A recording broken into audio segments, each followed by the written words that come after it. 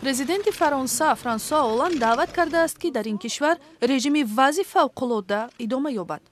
ин паёмро раҳбари Фаронса баъди нашри навори видеоии иштирокчиёни ҳамлаҳои моҳи ноябр ироа кард.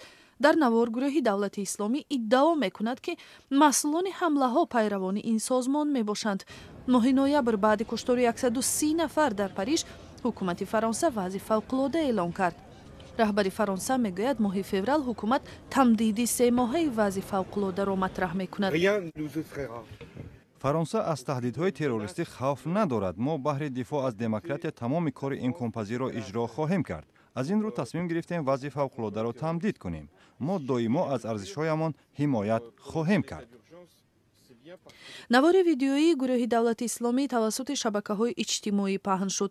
дар он сарбурӣ бо иштироки 9 нафар намоиш дода шуда таъкид мегардад, ки онҳо масъули ҳамлаҳои моҳи ноябр мебошанд.